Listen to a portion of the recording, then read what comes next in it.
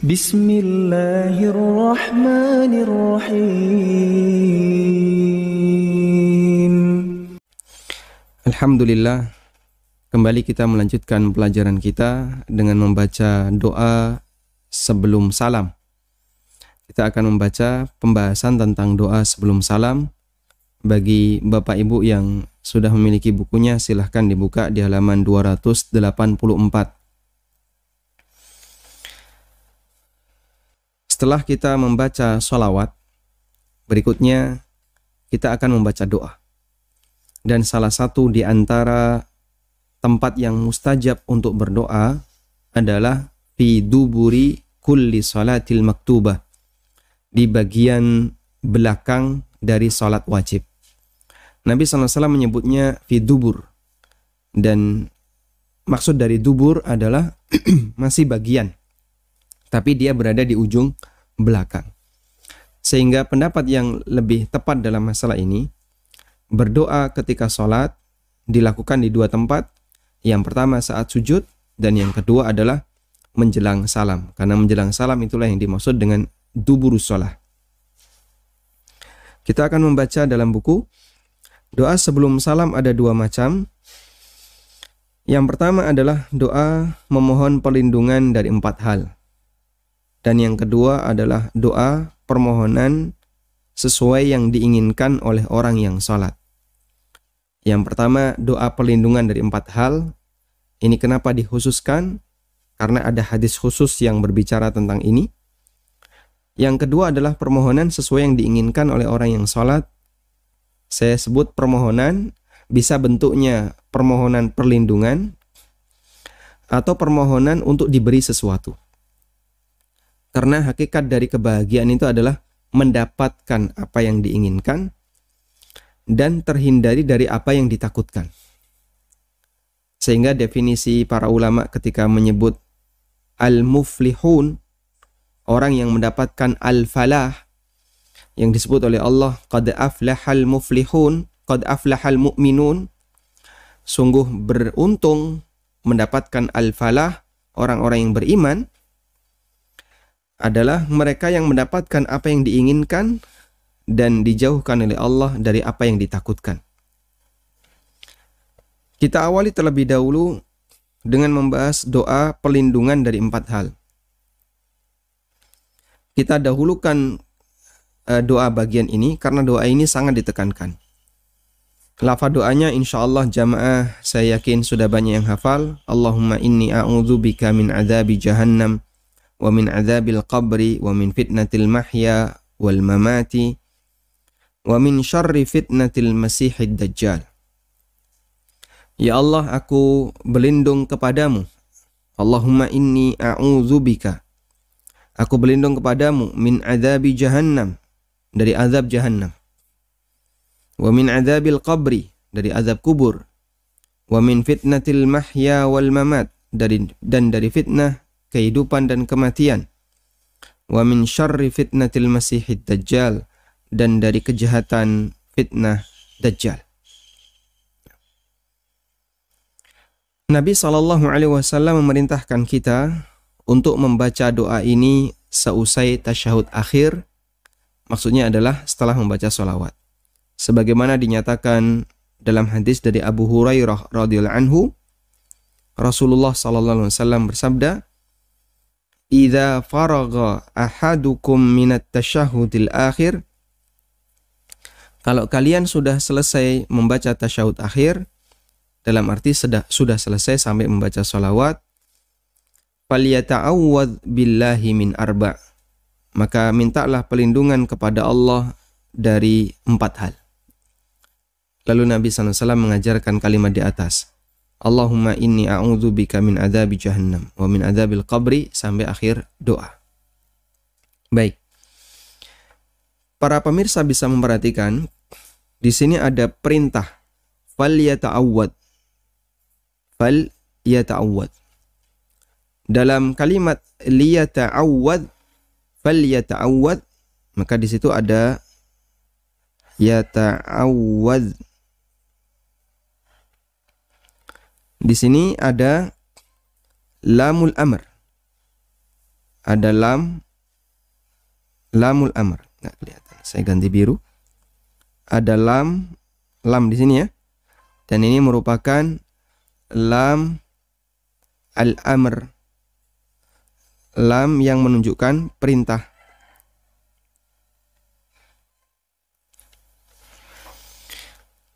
Huruf lam yang menunjukkan perintah. Karena huruf lam dalam bahasa Arab kan ada banyak macam ya. Ada lam dengan tujuan litakid, untuk penguatan. Misalnya laqad khalaqna, sungguh kami telah ciptakan. Dan di sini adalah lam lil amr, lam untuk menunjukkan perintah. Baik, nah sekarang kita akan bahas perintah di sini apakah menunjukkan makna wajib ataukah menunjukkan makna anjuran. Karena perintah dalam syariat seperti yang kita pahami, ada yang hukumnya wajib dan ada yang hukumnya anjuran. Kita akan bahas itu. Apa hukum berlindung dari 4 hal? Ulama berbeda pendapat tentang hukum membaca doa memohon perlindungan dari 4 hal di atas. Mayoritas ulama, mereka berpendapat bahwa doa ini hukumnya sunnah dan tidak wajib. Mayoritas ulama mengatakan, jumhur ulama mengatakan, doa ini sifatnya adalah perintah anjuran dan bukan perintah wajib. Kemudian sebagian ulama, di sini saya sebutkan beberapa di antaranya adalah Imam Tawus bin Kaisan. Beliau ulama tabi'in. Salah satu muridnya Ibnu Abbas. Ibnu Hazm di antara ulama Andalus yang beliau tokoh dalam madhab Zahiriyah. Dan beberapa ulama Hambali.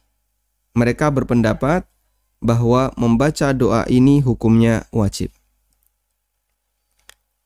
Bahkan Imam Tawus bin Kaisan, beliau menyuruh anaknya untuk mengulangi sholatnya ketika anaknya itu tidak membaca doa ini pada saat tasyahud akhir. Sehingga anaknya disuruh untuk mengulang, menunjukkan kalau itu adalah bagian dari wajib sholat. Kemudian kita akan lakukan tarjih pendapat. Pendapat yang kuat dalam hal ini adalah pendapat mayoritas ulama, bahwa berdoa memohon perlindungan dari 4 hal hukumnya anjuran dan tidak wajib. Karena disebutkan dalam hadis yang lain bahwa Nabi SAW menyuruh kita untuk memilih doa apa saja yang diinginkan setelah tasyahud. Sebagaimana disebutkan dalam hadis dari Ibnu Mas'ud radhiyallahu anhu bahwa Nabi SAW menjelaskan tentang bacaan tasyahud dan beliau bersabda, "Tsumma yatakhayyaru minad du'a'i a'jabahu ilaihi fayad'u." Kemudian seusai tasyahud, orang yang sholat bisa memilih doa yang dia inginkan, kemudian dia panjatkan doa itu. Orang yang sholat bisa memilih doa yang dia inginkan, sehingga baik bentuknya Allahumma inni a'udzubika min adzabi jahannam wa min adzabil qabri, atau doa-doa yang lain, fayad'u, dan silahkan dia baca doa itu. Hadis riwayat Bukhari. Maka hadis ini bisa kita jadikan sebagai tarjih, karena Nabi SAW mengembalikan kepada ikhtiar al-musalli, pilihan orang yang sholat. Dalam doa ini, Nabi SAW mengembalikan kepada pilihan orang yang sholat. Pilihan ya. Dan ketika dikembalikan kepada pilihan orang yang sholat, menunjukkan bahasanya mereka punya kebebasan. Mau doa A, B, C, mau baca maupun tidak, diperbolehkan. Wallahu ta'ala alam. Taib. Dan ini termasuk di antara bagian yang dimana saya pernah mengalami perubahan pendapat. Sehingga dulu saya berpendapat bahwa membaca doa yang isinya permohonan pelindungan dari 4 hal itu wajib. Sehingga kalau tidak itu, maka sholatnya bisa batal. Sebagaimana pendapat Tawus bin Kaisan. Kemudian tarjih yang lain didukung oleh riwayat dari Fudalah bin Ubaid radhiyallahu anhu bahwa Rasulullah sallallahu alaihi wasallam mendengar ada orang yang berdoa ketika tasyahud akhir. Namun dia tidak membaca tasyahud, dan sholawat. Kemudian Nabi sallallahu alaihi wasallam menegur dan mengingatkan, "Ajilah hadza." Jadi orang ini, dia ketika duduk tasyahud, tidak memuji Allah, tidak membaca sholawat untuk Nabi sallallahu alaihi wasallam, tapi langsung berdoa. Langsung ditegur oleh Nabi sallallahu alaihi wasallam, "Ajilah hadza." Orang ini terburu-buru. "Idza shalla ahadukum," kalau kalian salat, "falyabda bitamjidi rabbih jalla wa azza." Kalau kalian salat di posisi tasyahud, maka mulailah dengan mengagungkan Rabb-nya Azza wa Jalla. Dengan mengagungkan Allah Jalla wa Azza, yaitu dengan membaca At-tahiyyatu lillah was-salawatu wat-tayyibat, atau dalam redaksi yang lain Az-zakiyatu lillah, dalam redaksi yang lain At-tahiyyatul mubarakatus salawatut tayyibatu lillah. Yang itu semuanya adalah pujian untuk Allah. Dan Nabi SAW perintahkan, "Falyabda bitamjidi rabbih jalla wa azza." Mulailah dengan mengagungkan Rabb-nya, wassana'i alaihi, dan memujinya, thumma yusalli ala nabi sallallahu alaihi wasallam. Kemudian memberikan salawat untuk Nabi SAW. Allahumma salli ala Muhammad wa ala ali Muhammad, yang kemarin sudah kita bahas, yang disebut oleh para ulama dengan salawat Ibrahimiyah. Summa yad'u ba'du bima sya'a. Kemudian setelah itu dia bisa berdoa sesuai dengan apa yang dia kehendaki. Baik, kepentingan kita dari hadis ini adalah pernyataan Nabi sallallahu alaihi wasallam, summa yad'u ba'du bima sya'a. Kemudian dia bisa berdoa dengan doa yang dia kehendaki. Berarti di sini doa itu dikembalikan kepada apa yang diinginkan oleh orang yang salat. Dua hadis ini menunjukkan bahwa doa sebelum salam tidak harus dalam bentuk doa memohon pelindungan dari 4 hal. Bisa juga doa yang lain, sehingga doa memohon pelindungan terhadap 4 hal hukumnya tidak wajib. Dan ini adalah pendapat jumhur ulama. Baik. Selanjutnya, kita akan kutipkan keterangan Al-Qadhi Iyad. Mengapa Nabi SAW merutinkan doa ini padahal beliau terjaga dari 4 bahaya tersebut. Beliau berdoa, Allahumma inni a'udzubika min adzabi jahannam wa min adzabil qabri. Apakah Nabi SAW terancam dengan azab jahannam dan terancam dengan azab kubur? Tidak. Beliau dijamin oleh Allah Ta'ala pasti masuk surga. Dan tidak akan tersentuh oleh azab neraka. Lalu kenapa beliau membaca doa seperti ini? Dan Nabi SAW juga berdoa kepada Allah dan memohon wa min syarri fitnatil masihid dajjal, dari kejahatan fitnah dajjal.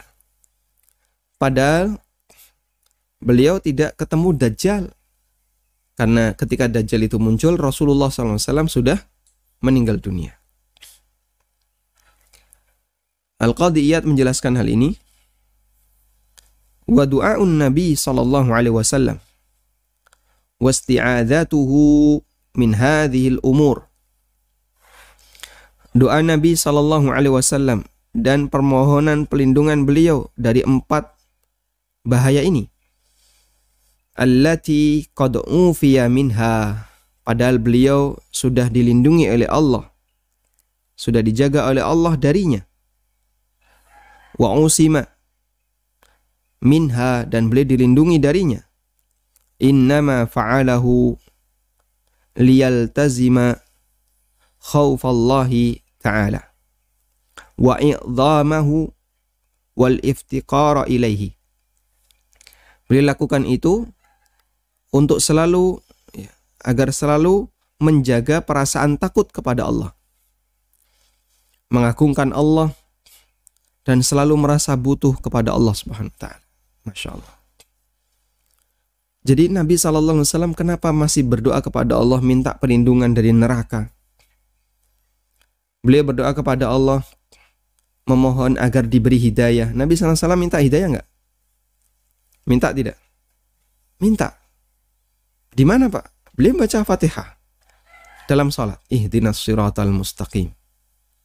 Beliau bahkan ketika qiyamul lail, beliau membaca doa permohonan hidayah.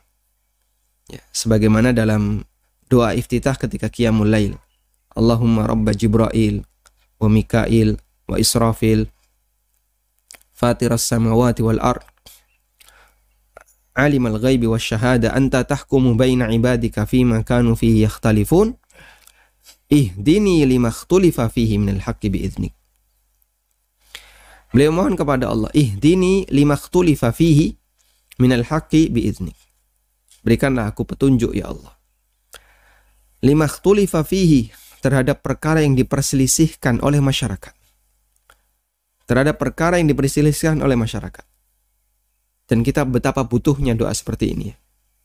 Banyak jamaah yang mengatakan, Pak Ustadz setelah saya ngaji makin bingung. Loh kenapa? Banyak perselisihan pendapat. Ustadz ini bilang A, Ustadz ini bilang B, Ustadz ini bilang C. Padahal dia baru belajar agama mungkin kurang lebih 3 bulan, 4 bulan. Baru awal-awal hijrah, baru awal-awal belajar, sudah bingung duluan. Apalagi yang sudah belajar tahunan, mungkin lebih bingung.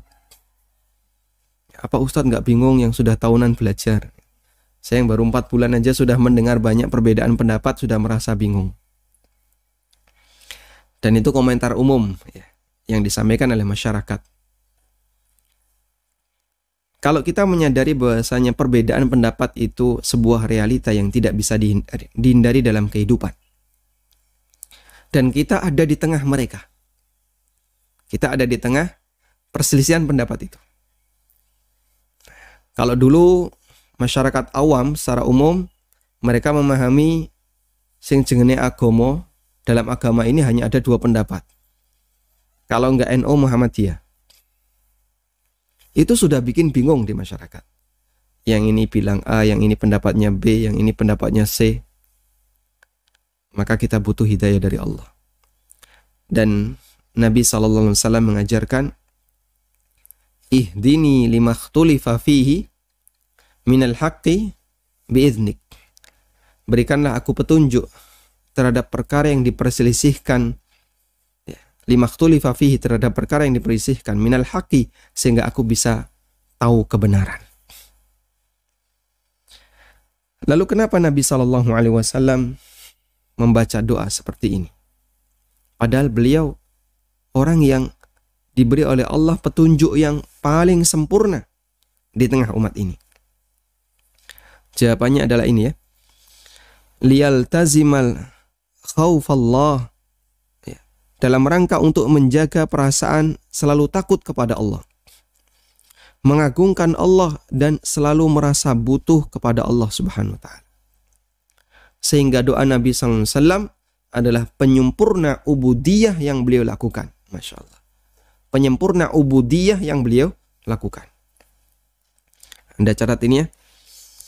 Jadi hakikat ubudiyah, penghambaan seorang hamba adalah selalu merasa butuh, merasa fakir di hadapan Allah, merendah di hadapan Allah, merasa takut, mengagungkan Allah.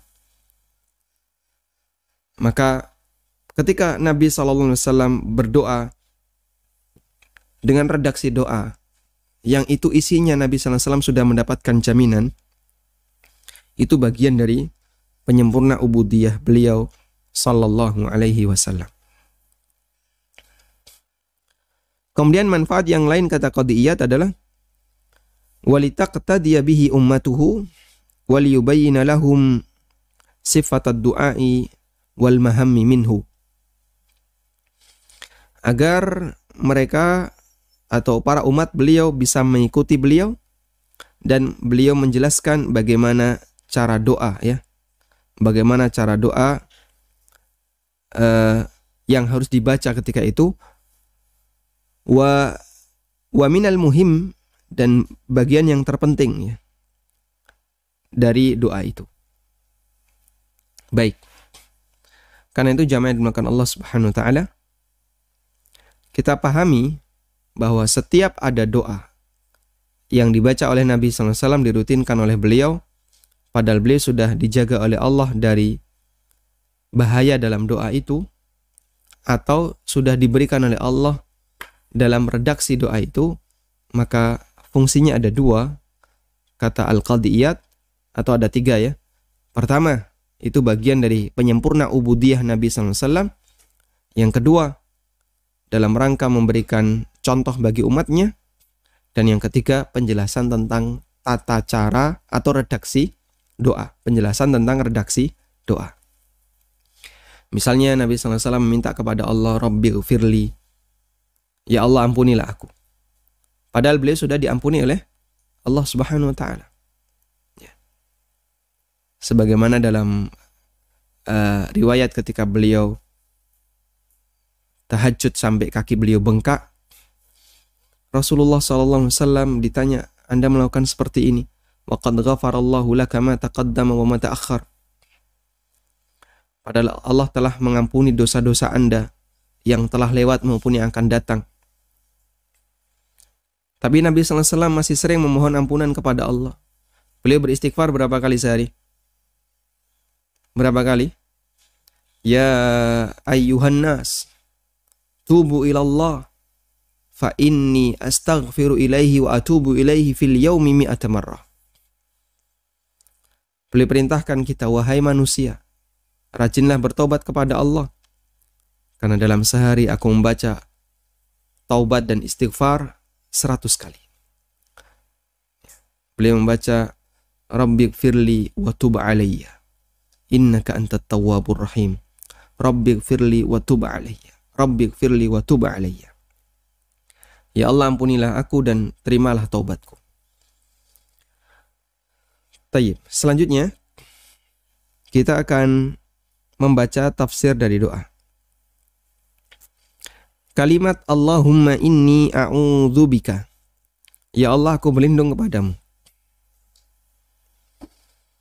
Kita berlindung kepada Zat yang maha sempurna kekuasaannya, sempurna kekuatannya, sempurna ilmunya, dan semua sifat-sifat baiknya. Berlindung dari sesuatu yang berbahaya yang disebutkan dalam lanjutan doa. Meskipun belum terjadi. Dajjal kan belum terjadi, ya. Kita tidak tahu kapan dia akan keluar. Dan kematian belum terjadi. Tapi kita berdoa kepada Allah dari semua potensi-potensi kejahatan itu, potensi-potensi keburukan itu, di saat mereka muncul. Sebelum itu terjadi, kita berdoa kepada Allah memohon perlindungan darinya. Syekhul Islam menyebutkan, fa innal musta'adza minhu naw'an. Sesuatu yang dijauhi itu ada dua. Fa naw'un mawjudun yusta'adzu min dararihi. Pertama adalah potensi buruk yang sudah terjadi. Naw'un mawjud, potensi buruk yang sudah terjadi. Maka kita berlindung kepada Allah dari keburukannya. Alladzi lam yujad, yang belum terjadi. Alladzi lam yujad ba'du. Wa naw'un mafqud, dan yang kedua adalah sesuatu yang belum ada. Maka kita berlindung kepada Allah min wujudihi, dari keberadaannya. Mafhum di sini, ya? Baik. Setan adalah potensi bahaya yang sudah ada. Sudah ada belum? Ya? Sudah ada. Baik, lalu kita berlindung kepada Allah. Allahumma inni a'udzubika atau a'udzubillahi minasyaitonirrajim. Maka saat kita mengucapkan seperti itu, aku berlindung kepada Allah dari setan yang terkutuk. Maksudnya adalah kita berlindung kepada Allah dari apa? Dari pengaruh buruk setan. Dari kejahatan setan. Dajjal adalah potensi bahaya yang belum ada. Dajjal ada di mana? Ada di mana? Wallahu a'lam. Kapan dia keluar? Wallahu a'lam. Berarti kejahatan Dajjal belum kita rasakan sekarang. Karena dia belum muncul. Lalu kita berlindung kepada Allah dari fitnah Dajjal. Allahumma inni a'udzubika min fitnatil masihid Dajjal. Dan aku berlindung kepadamu ya Allah dari fitnah Dajjal. Padahal dia belum muncul. Maka di sini kita berlindung dari keberadaannya. Artinya jangan sampai kita bertemu dengannya. Karena itu, para ulama mengatakan, bagian dari perlindungan yang diberikan oleh Allah Ta'ala, bagian yang diberikan, perlindungan yang diberikan oleh Allah kepada hambanya terhadap fitnah Dajjal. Perlindungan dari fitnah Dajjal. Ada dua. Yang pertama, mati sebelum Dajjal muncul. Sehingga muslim mukmin yang meninggal sebelum Dajjal muncul, berarti Allah lindungi dia dari potensi kejahatan Dajjal. Yang kedua, dilindungi dari, kita bisa memahami yang kedua adalah dilindungi dari kejahatannya setelah Dajjal keluar. Baik. Bagi jamaah yang sudah memiliki buku, silakan dioret-oret seperti ini ya. Biar catatannya nggak hilang. Nah.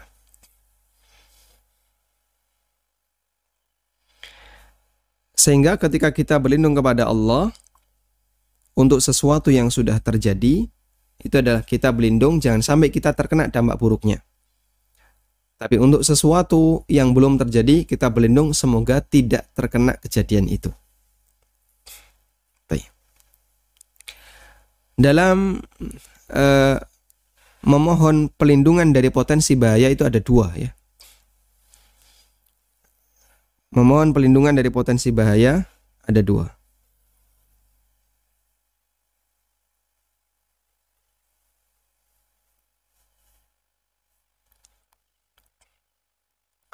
Ada yang disebut dengan isti'adzah. Ada yang disebut dengan isti'adzah. Dan ada yang disebut dengan istighatsah.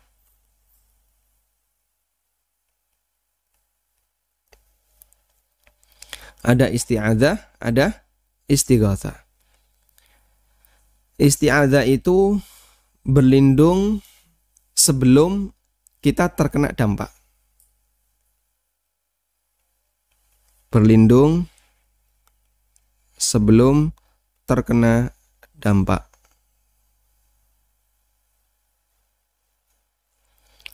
Istighatsah itu berlindung, memohon perlindungan setelah terkena dampak. Sehingga kalau ada istilah istighatsah, itu berarti orang memohon kepada Allah agar dampak itu dihilangkan. Kalau isti'adzah, memohon perlindungan kepada Allah jangan sampai terkena. Kita mendengar ada berita bahwa di Wuhan ada virus yang itu mematikan misalnya. Kemudian kita mohon kepada Allah, ya Allah lindungilah kami, lindungilah kaum muslimin Indonesia, lindungilah bangsa Indonesia jangan sampai terkena virus itu. Maka itu bentuknya apa? Isti'adzah. Yang kedua, virus itu ternyata masuk ke Indonesia. kemudian tersebar di mana-mana sehingga banyak orang yang terkena virus. Lalu kita berdoa kepada Allah, mohon, ya Allah, segera hilangkan virus ini agar cepat berlalu. Yang seperti itu namanya apa? Istighatsah. Yang seperti itu namanya istighatsah. Sehingga kalau terjadi musibah, apapun bentuknya, baik bencana alam, baik bentuknya penyakit, maupun musibah yang lainnya, lalu kita mohon kepada Allah, ya Allah hilangkanlah musibah ini dari masyarakat. Maka yang kita lakukan adalah istighatsah. Tapi kalau terdengar informasi musibah, ya, dulu seperti ada informasi tentang flu babi. Di mana itu? Di Singapura ya? Atau di daerah mana? Tapi belum masuk Indonesia. Kemudian Allah Subhanahu wa taala lindungi Indonesia sehingga tidak terkena, bukan menjadi pandemi di Indonesia. Ada flu burung. Flu burung di mana itu? Indonesia kena nggak?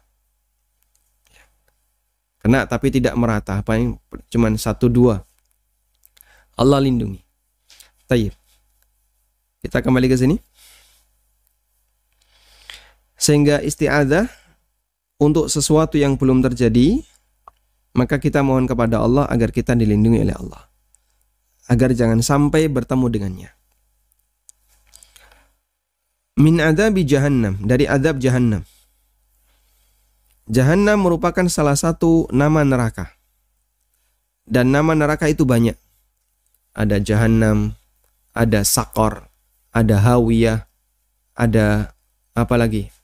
Wail, kata sebagian ahli tafsir menyebut wail ini nama neraka. Dan itu adalah nama dari neraka, bukan jenis neraka. Yang lebih tepat itu adalah nama neraka, bukan jenis neraka. Betul, neraka itu bertingkat, sebagaimana surga juga bertingkat. Tingkatan surga disebut derajat. Jadi tingkatan yang naik itu disebut derajat. Itu tingkatan yang naik. Darajatu al-jannah. Kalau tingkatan yang turun itu disebut darokat. Ya. Darajat ini tingkatan apa? Naik. Kalau tingkatan yang turun, darokat. Tayyib. Darokatun niran. Darokat neraka. Darajatul jannah, derajat surga. Jadi dalam bahasa Arab dibedakan. Kalau tingkatan yang arahnya naik namanya darajat. Kalau tingkatan yang arahnya turun namanya apa? Darokat. Sehingga Anda kalau punya basement, lalu untuk menuju basement itu harus menuruni tangga, berarti itu darokat. Tapi kalau Anda punya lantai 2, lantai 3, lalu Anda naik, itu namanya darajat. Neraka itu punya darokat, tingkatan turun. Dan punya banyak nama. Tapi bukan jenis neraka. Sehingga tidak kita pahami neraka sakor, neraka hawiyah, neraka jahannam. Bukan begitu. Semuanya adalah neraka. Tapi dia bertingkat. Nah, sekarang kenapa jahannam disebut jahannam? Para ulama menjelaskan disebut jahannam dari kata jahmun, yang artinya gelap. Karena neraka itu sangat gelap, saking dalamnya neraka ini. Ya. Sungguh betapa mengerikan azab di neraka. Dan sesuatu itu semakin dalam, semakin apa? Gelap. Ya. Baik di daratan maupun di lautan. Dan demikian pula kondisi neraka. Ya. Jangan sampai kita bayangin gini ya. Di neraka orang dibakar. Api menyala di mana-mana. Betapa terang benderangnya. Bukan, ya. Bukan betapa terang benderangnya. Neraka itu gelap gulita. Terus apinya gimana? Apinya hitam.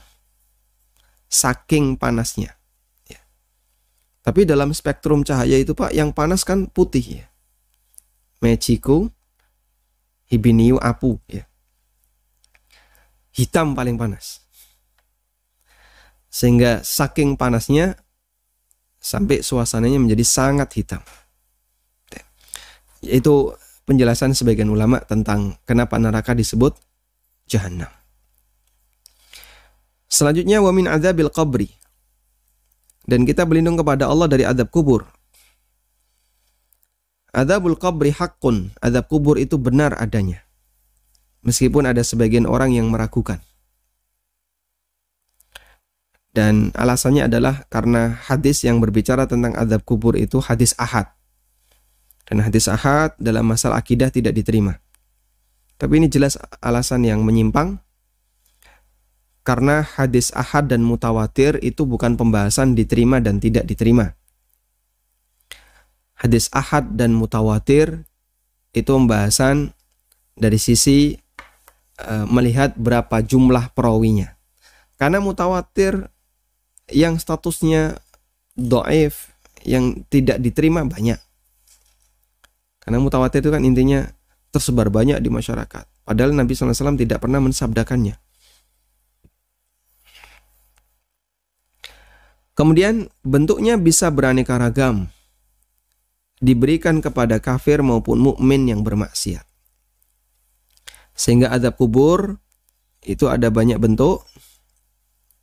Dan Allah bisa berikan kepada yang kafir. Allah juga berikan kepada yang mukmin sesuai dengan apa yang dia kehendaki. Sesuai dengan kadar nilai maksiatnya. Bedanya apa? Azab kubur bagi mukmin bisa menjadi kafarah untuk dosanya. Sementara azab kubur bagi orang kafir sepeser pun tidak mengurangi kualitas dosanya. Karena itu para ulama mengatakan ketika membahas tentang azab kubur, ada mukmin yang mati dan dosanya belum diampuni. Maka dia berhak untuk diazab. Lalu dia diazab di kuburan. Ketika dia diazab di kuburan, itu mengurangi kadar dosanya. Bahkan ada yang menghabiskan. Sehingga nanti ketika di akhirat, dia sudah tidak lagi dihukum. Karena sudah dihukum diazab kubur. Allahumma a'idna min azabil qabri. Ya Allah, lindungilah kami dari azab kubur. Kalimat wa min fitnatil mahya wal mamat. Dari fitnah kehidupan dan kematian. Fitnah artinya adalah ujian. Fitnah kehidupan berarti ujian selama hidup. Ibnu Daqiqil Id menjelaskan tentang makna fitnah kehidupan. Kata Ibnu Daqiqil Id, beliau ulama Syafi'iyah yang hidup sezaman dengan Ibnu Taimiyah. Kata Ibnu Daqiqil Id, fitnatul mahya ma ya'ridu lil insan muddata hayatihi. Fitnah kehidupan adalah semua ujian yang dihadapi oleh manusia muddata hayatihi sepanjang hidupnya. Minal iftitani bid dunya wasyahawat wal jahalat wa a'zamuha wal iyadhu billah amrul khatimah indal maut. Apa saja fitnah dunia itu? Pertama adalah godaan dunia itu sendiri. Kemudian syahwat atau kebodohan yang dia alami. Dan puncaknya waliyadzu billah adalah fitnah menjelang kematian. Amrul khatimah indal maut. Dan banyak ulama yang mereka ketakutan ketika mereka memikirkan amrul khatimah indal maut. Terus nanti gimana kondisi saya waktu meninggal dunia? Selanjutnya untuk fitnah kematian, wa min fitnatil mamat. Fitnah kematian memiliki dua makna. Pertama adalah ujian ketika mendekati kematian. Yang kedua adalah ujian di alam kubur. Asma bintu Abi Bakrin radhiyallahu anhuma meriwayatkan dari Nabi SAW, beliau bersabda, "Fa'uhiya ilayya annakum tuftanuna fi kuburikum mithla au qariban min fitnatil masihid dajjal." Coba kita perhatikan jamaah. Diwahyukan kepadaku bahwa kalian akan diuji di alam kubur sebagaimana atau mirip seperti ujian Al-Masih Dajjal. Mithla, sebagaimana ujian fitnah Dajjal, atau mirip atau mendekati ujian fitnah Dajjal. Jadi ujian ketika di alam kubur itu seperti ujian fitnah Dajjal. Padahal fitnah Dajjal termasuk fitnah yang sangat besar. Banyak orang yang dia tidak sanggup menghadapinya, akhirnya terfitnah dengan Dajjal, kemudian dia murtad. Wa min syarri fitnatil masihid dajjal. Kalimat terakhir, wa min syarri fitnatil masihid dajjal. Kehadiran Dajjal merupakan ujian terberat bagi kehidupan manusia. Karena itu semua nabi mengingatkan kaumnya akan hadirnya Dajjal.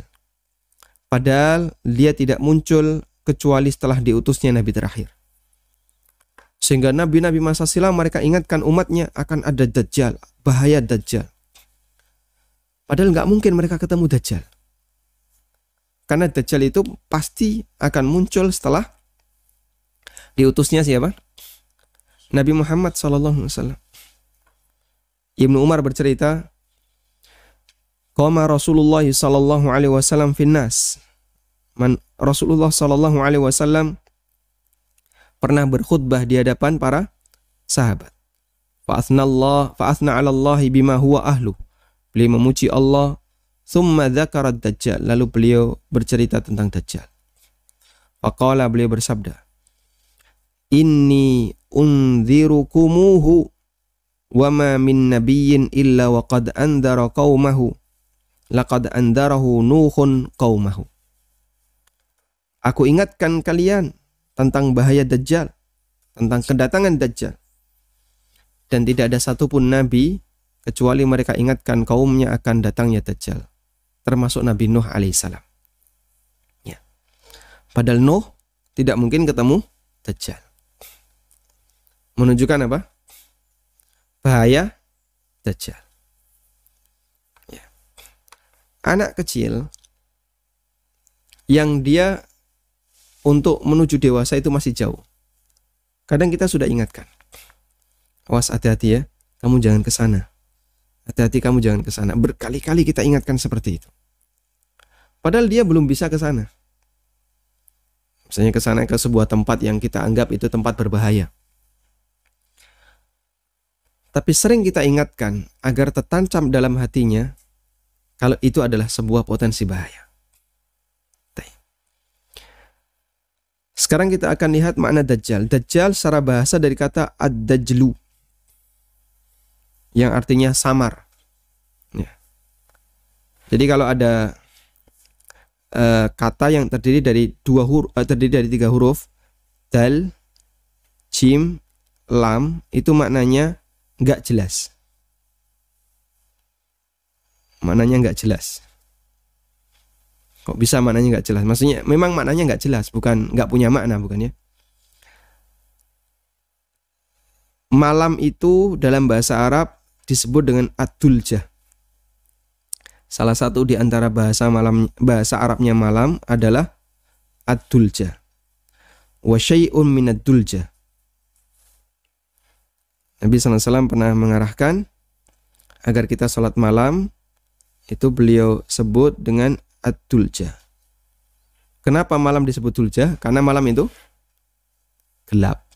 Ya. Dinamakan Dajjal karena dia pendusta, mempengaruhi manusia untuk sesat dengan kesaktiannya. Ya. Kita saja sudah bisa merasakan, ya, bisa merasakan betapa bahayanya orang liberal di Indonesia. Betapa bahayanya orang-orang Syiah di Indonesia. Karena mereka mempengaruhi manusia untuk sesat secara bertahap. Ya, misalnya keberadaan orang liberal, ya, yang misi besarnya adalah ingin menyamakan semua agama. Pluralisme akan ditegakkan di Indonesia. Ada yang terpengaruh, banyak. Mahasiswa-mahasiswa yang kuliah di kampus-kampus liberal. Kemudian juga terpengaruh dengan Syiah. Kita sudah bisa merasakan betapa bahayanya keberadaan mereka di Indonesia. Keberadaan komunis misalnya, yang dia mau melakukan pendangkalan akidah bangsa Indonesia, ya, sehingga menghapus sejarah apa? Sejarah perjuangan tokoh-tokoh Islam. Kita merasakan itu, ya. Gimana lagi kalau Dajjal itu muncul? Dia mempengaruhi manusia untuk sesat dengan kesaktiannya. Karena itu perawi yang pendusta yang membuat hadis palsu disebut oleh para ulama dengan Dajjal. Sehingga kalau ada hadis palsu, para ulama mengkoreksi ini kenapa sebabnya kok disebut hadis palsu. Oh, ada fulan bin fulan huwa Dajjal.